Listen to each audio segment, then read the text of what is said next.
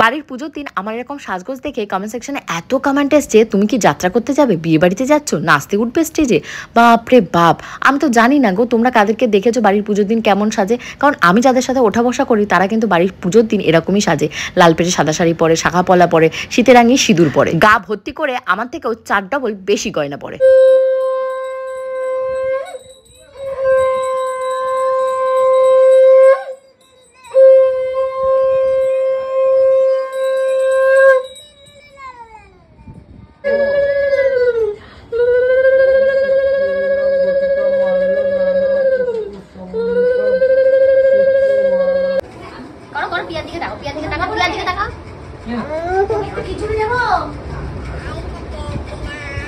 সাজগোজটা কিন্তু যার যার পার্সোনাল ব্যাপার, কে কিভাবে কনফিডেন্ট ফিল করবে সেটা কিন্তু যার যার পার্সোনাল। আজকে আমি যে দেখতে পাচ্ছ যত্ন করে পুজোর আয়োজন করেছি, যত্ন করে আমি তার থেকেও বেশি নিজেকে সাজিয়েছি। সাজগোজটা সুন্দরভাবে করলে আমার কিন্তু সেলফ কনফিডেন্স বুস্ট হয়, তার পাশাপাশি আমার মেন্টাল স্যাটিসফ্যাকশন হয়, যার ফলে আমি তোমাদের সাথে এত সুন্দর সুন্দর ব্লগ এত কুললি শেয়ার করতে পারি।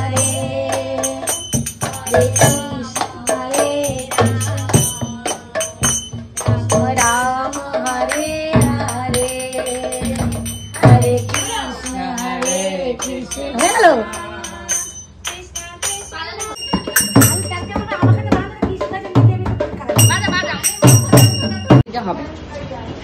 ডিফিকাল্ট আছে দেখে মনে হয় যে কত সহজ কত সুন্দর, কিন্তু কাজ করে ভগবানকে পরিবেশনা করে প্রসাদ পাওয়ানো এটা কিন্তু মানে এই সেলফ একটা ভীষণ টাফ, হেভি টাফ। ঝুড়ি দেওয়া হয়ে গেছে, বা ঝুড়ির ভেতরে দুটো ভাগ করে নিয়ে দুটো ডেক্সির ভেতর বিরিয়ানিটা ভাজা দেওয়া।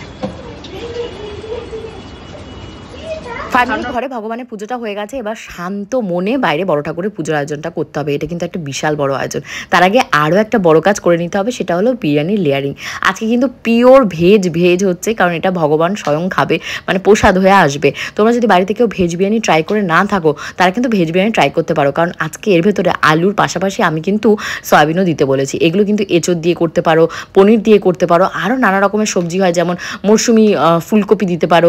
এগুলো দিয়ে করলে খুব সুন্দর হয় ভেজ বিরিয়ানি খেতে, তোমাদের আর মনে হবে না মাছ মাংস খায়। তো ওগুলো লেয়ারিং করে মাতাজি অনেকক্ষণ ধরে অপেক্ষা করছিল, করে এখন এসেছি এই বারান্দাটা মুছতে। এই বারান্দাতেই কিন্তু আজকে বড় ঠাকুরের পুজোটা করবো, কারণ তোমরা তো সবাই জানো ঘরের ভেতর বড় ঠাকুরের পুজো হয় না।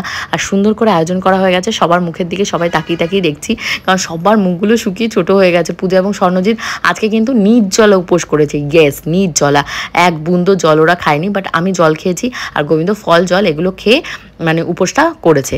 তো এখানে কিন্তু দেখতে পাচ্ছ আয়োজন পুরো কমপ্লিট হয়ে গেছে, ভীষণ সুন্দর করে আয়োজন করেছি আর মনের মতন করে করেছি। বিশেষ করে হেল্পিং হ্যান্ডরা সবাই হাতে হাতে কাজটা করেছে বলে এত সুন্দর করে আয়োজনটা করতে পেরেছি, আর লাইটের ব্যবস্থাও খুব সুন্দর ছিল।